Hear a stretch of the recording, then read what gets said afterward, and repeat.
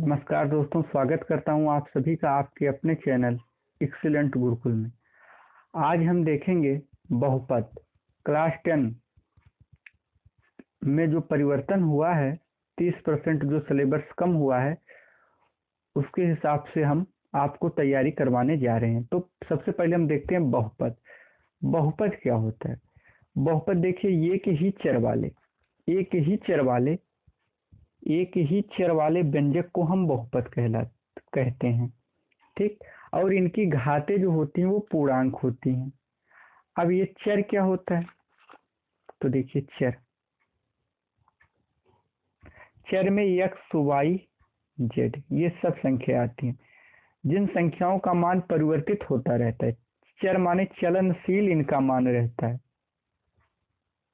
कहीं इनका मान 10, कहीं 11, कहीं 1, 2, कहीं भी परिवर्तित होता रहता है, उसको हम कहते हैं चर। दूसरा होता है अचर। अचर क्या होता है?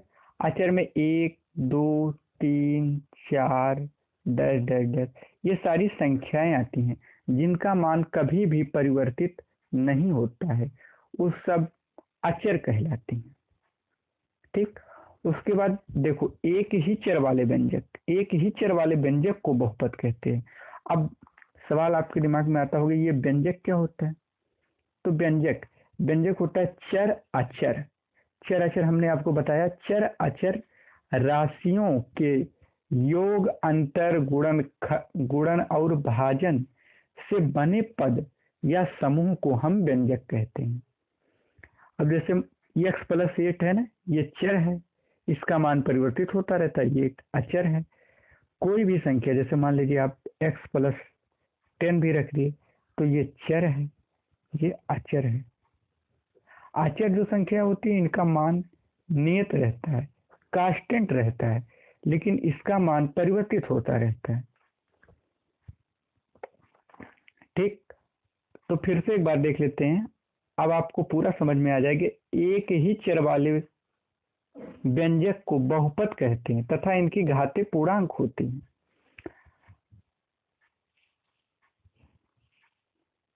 अब देखिए, जैसे a0 a1x a2x² dash dash ax पे पावर n, इसको हम x में बहुपद कहते हैं।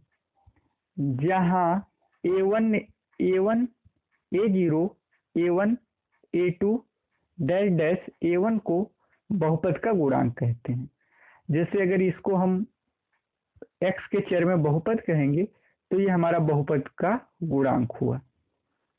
ठीक।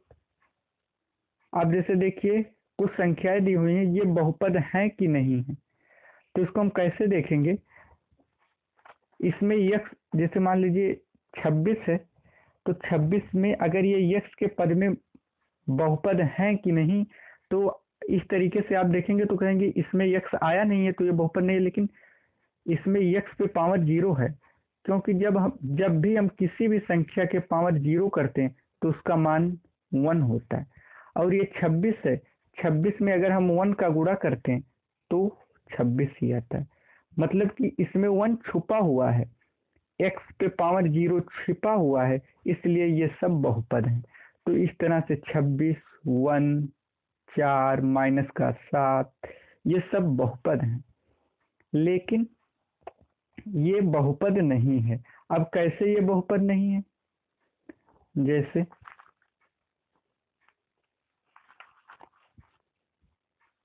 देखो,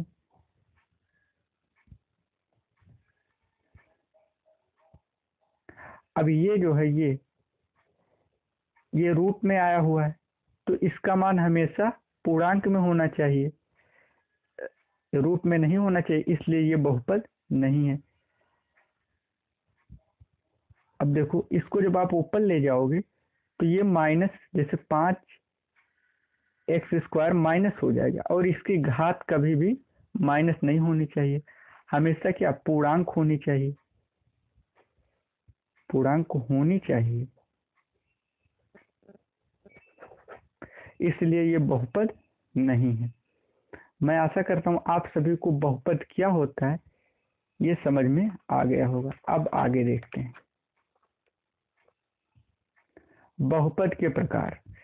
तो पदों की संख्या के आधार पर, पदों की संख्या कितनी होती है इसके आधार पर। तो इसके आधार पर बहुपद तीन प्रकार के होते हैं, जैसे एक पदी बहुपद, एक पदी बहुपद। ठीक, अब ये एक पदी बहुपद क्या है देखते हैं। एक पदी बहुपद जिसमें केवल एक ही पद होते हैं। अब जैसे यक्स का एक ही पद है। ठीक, अब देखो इसमें एक्स स्क्वायर एक ही पद है ना, एक कोई दूसरा पद नहीं है, इसलिए इसको एक पदी बहुपद बोलेंगे। दो पदी बहुपद, ऐसे बहुपद जिसमें दो पद होते हैं उसे हम दो पदी बहुपद कहते हैं। जैसे इसमें एक पद ये हो गया, एक पद ये हो गया, इसलिए इसको हम बोलेंगे दो पदी बहुपद। ऐसे हम त्रिपदी बहुपद, तो त्रिपदी बहुपद ऐसा बहुपद जिसमें तीन पद हों उसे हम बोलेंगे त्रिपदी बहुपद। ठीक, अब हम देखेंगे on the base of degree. तो डिग्री मतलब घातों के आधार पर, देखो उसके आधार पर होता है रैखिक बहुपद। अब ये रैखिक बहुपद क्या होता है, तो रैखिक बहुपद यदि बहुपद में प्रयुक्त चर का अधिकतम घात एक हो तो उसे रैखिक बहुपद कहते हैं। जैसे इसका घात एक है तो इसे कहेंगे रैखिक बहुपद, इसका घात एक है तो इसे कहेंगे रैखिक बहुपद, इसका भी रैखिक बहुपद। अब द्विघात बहुपद, ये द्विघात क्या होगा, यदि बहुपद में प्रयुक्त चर का अधिकतम घात दो हो तो उसे द्विघात बहुपद बोलेंगे। इसी तरह यदि चर में प्रयुक्त चर का अधिकतम घात तीन हो तो उसे त्रिघात बहुपद बोलेंगे। ठीक, अब हम 10 पे और भी हम आपको बताते चलेंगे जैसे जैसे चैप्टर स्टार्ट होता जाएगा, लेकिन उससे पहले हम अब 10 के मैथ के कुछ क्वेश्चन करवाते हैं। चलिए देखते हैं। देखिए पहला क्वेश्चन हमारा है कि यफ बराबर यफ, देखो यफ एक्स के लिए y बराबर यफ एक्स के ग्राफ दिए हैं और प्रत्येक ग्राफ में यफ एक्स के शून्यांकों की संख्या बताइए। ठीक, अब इसको कैसे करेंगे, अब देखो y बराबर यफ एक्स दिया है और यहाँ पर यफ एक्स पूछा हुआ है, मतलब यक्स। अब यक्स इसमें कितने जगह पर टच करता है, यक्स अक्ष पर, ये जो रेखा है ये यक्स अक्ष पर कितने जगह टच करती है वही उसके शून्यांक की संख्या होगी। तो जैसे देखो यहाँ पर अब ये एक्स अक्ष है, ये वाई अक्ष है। ठीक, अब ये रेखा यक्स के एक जगह पर टच कर रही है, इसलिए इसमें शून्यांकों की संख्या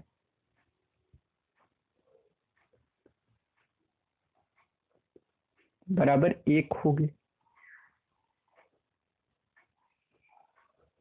ठीक, इसी प्रकार हम अगला क्वेश्चन देखते हैं। इसमें देखो यही तो एक्स अक्ष है, उसमें एक्स अक्ष पूछा है, इसमें शून्यांकों की संख्या कितने होगी, तो इसमें एक्स अक्ष के किसी भी भाग पर ये रेखा काट नहीं रही है, जो अर्धवृत्त है ये कहीं भी काट नहीं रही, इसलिए यहाँ क्या होगा, शून्यांकों की संख्या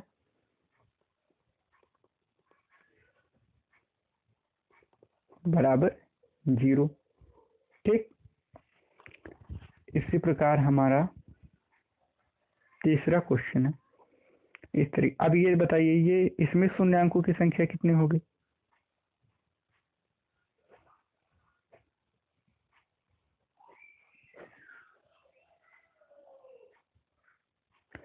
इसमें शून्यांकों की संख्या होगी, एक जगह पर काट रहा है केवल, तो एक होगी।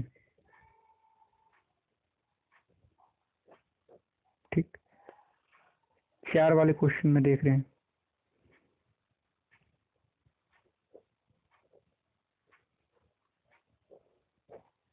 कितनी होगी इसमें, एक एक दो, टोटल इसमें 2 होगी। ठीक, ऐसे अगर y का पूछेगा तो हम y का चेक करेंगे।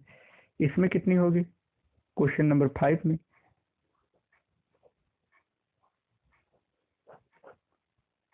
एक, यहाँ पे 2, यहाँ पे 3 बराबर 3।